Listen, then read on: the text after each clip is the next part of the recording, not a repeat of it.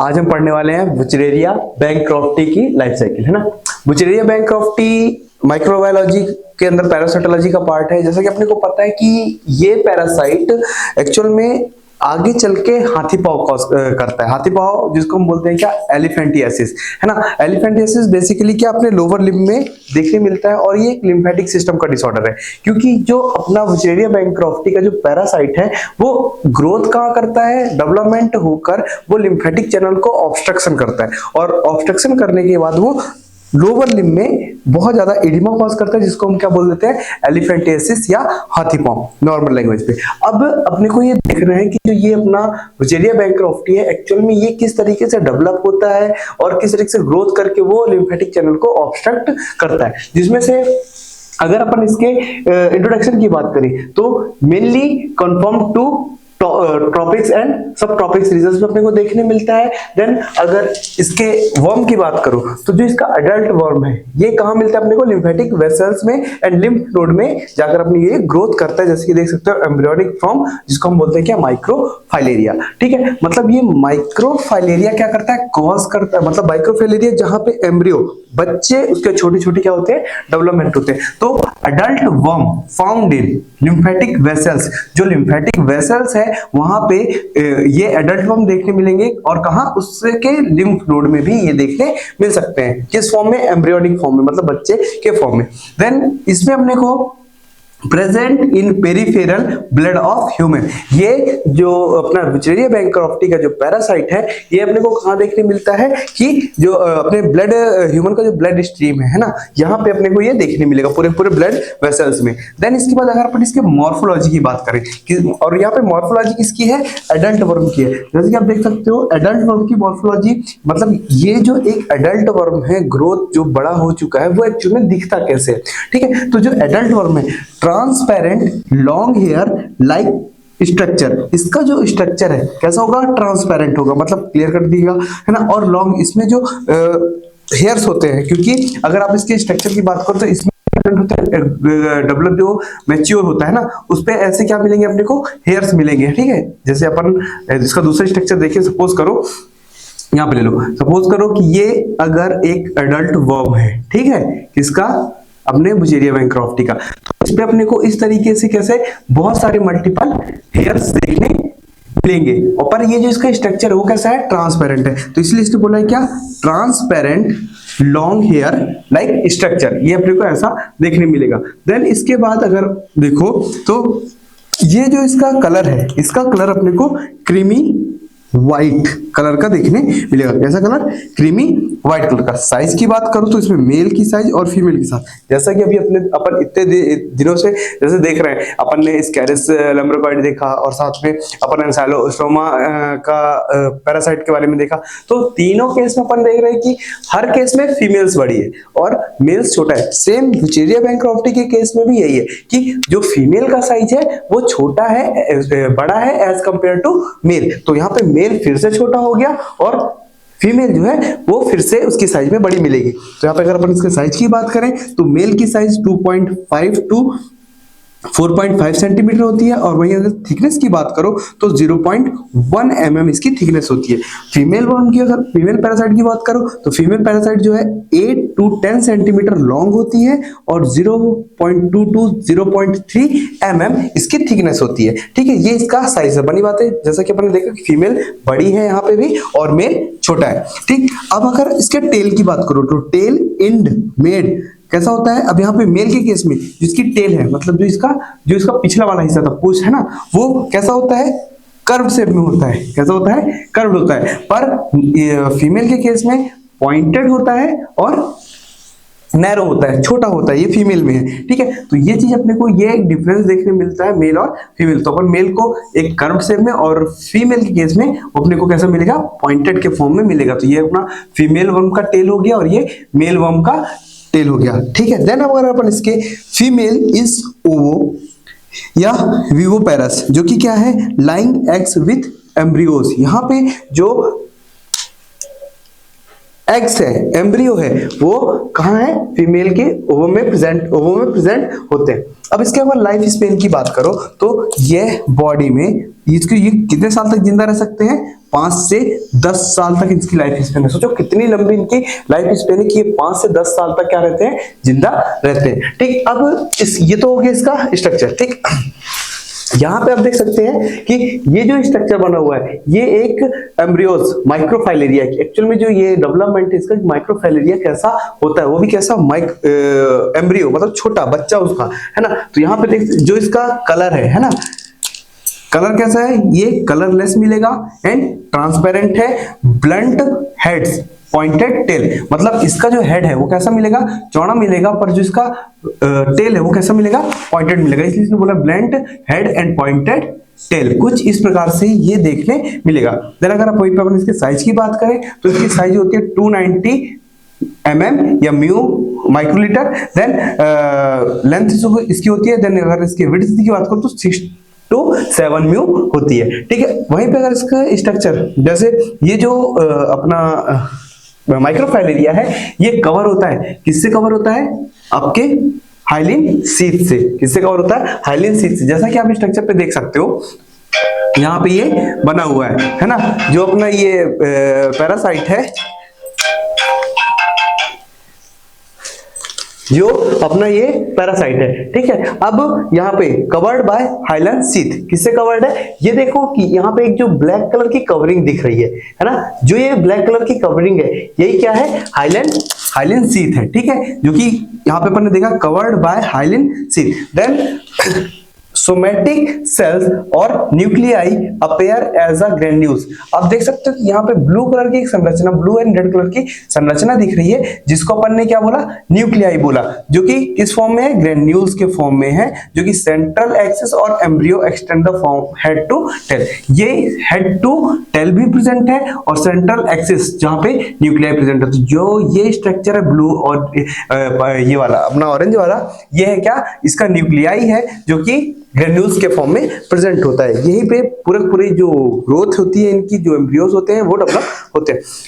Do not extend up to tip of the tail. ये अपने को टेल के टिप में यहां नहीं देखने मिलते, तो यहां पे ये वही लिखा हुआ है, do not extend up to the tip of tail. ठीक, तो ये इसकी क्या थी? मॉर्फोलॉजी थी, एक्चुअल में जो इसकी संरचना होती है। तो देख सकते हो ये जो क्या है, ये जो अपना ग्रीन कलर का स्ट्रक्चर, ये पूरा का पूरा क्या है? एम्ब्रियो है, जिसके सेंटर पे जो ग्रेन्यूल्स हैं उसको हमने क्या बोला? न्यूक्लियाई बोला। और ये इसका हेड हो गया, इसलिए इसको क्या नाम दिया है? सिफेलिक स्पेस, जहां पे ये चीज जगह क्या है? खाली है। और ये कवर्ड किससे है? हाइलिन शीथ से कवर्ड है। ठीक है, अब देखते हैं अपन इसकी क्या लाइफ साइकिल, क्योंकि इसकी लाइफ साइकिल जो है बेसिकली जो इसका होस्ट है, एक तो मैन है जिसको अपन बोलते हैं क्या? डेफिनेटिव होस्ट, जो कि मैन है, और दूसरा इंटरमीडिएटेड होस्ट, जो कि कौन होता है? मॉस्किटो होता है। जैसे कि आप देख सकते हो, क्योंकि ये क्या है? जैसे ह्यूमन है, ठीक, ये डेवलप हुआ, देन मॉस्किटो आता है, काटता है, देन उसके बॉडी में फिर ग्रोथ होता है और वो दूसरे बंदे को काटता है, तो वापस से उसको माइक्रोफाइलेरिया होने के चांसेस होते हैं, जो कि किसके? फीमेल, याद रखना, फीमेल के काटने की वजह से ये चीज होती है। ठीक है, चलो अब यहाँ पे देखते हैं कि क्योंकि जो उसके गट में फॉर्म होता है, उसकी फीमेल के गट में ये इसका डेवलपमेंट होता है। अब यहाँ पे अपने को देखना है कि इसकी लाइफ साइकिल कैसे डेवलप होती है। इसकी लाइफ साइकिल टोटल 11 स्टेज में पूरी होती है, जो कि ये यहां से इसकी पहली स्टेज चालू होती है। अब हम इसके पहले स्टेज की बात करें तो ये जो ग्रीन कलर का स्ट्रक्चर है, ये जो ग्रीन कलर का स्ट्रक्चर है, ये है अपना लिम्फेटिक सिस्टम। क्या है ये? Lymphatic system. तो देख सकते हैं, और रेड कलर की जो संरचना दिख रही है, ये है क्या? अपना एडल्ट वर्म, है ना। आपको जहां जहां रेड कलर की संरचना दिखे, ये डिनोट कर रहे हैं अपन ने किससे? वर्म से। मतलब ये क्या है? एक वर्म है, मतलब अपना क्या है? बुचेरिया बैंक्रॉफ्टी का पैरासाइट है। अब देखो, adult worm in the lymphatic system in human. बनी बात है, आप इसका चेहरा देख सकते हो, ये सैड है, मतलब ये सैड है, मतलब ये क्या कहना चाह रहा है कि जो ये पहले से ही इस पैरासाइट से क्या है? इन्फेक्टेड है। तो हुआ क्या है कि adult worm in the lymphatic system in human. अब दूसरे केस में क्या हुआ? अब बनी बात है, यहाँ पे इन्होंने ग्रोथ की। अब ग्रोथ करने के बाद यहाँ पे इसके पास मेल भी है और फीमेल भी है, तो मेल और फीमेल फर्टिलाइजेशन होगा। तो देख सकते हैं दूसरी स्टेप में क्या हुआ? मेल फीमेल फर्टिलाइज हुए। जब मेल फीमेल फर्टिलाइज होंगे तो फीमेल जो होगी वो क्या होगी?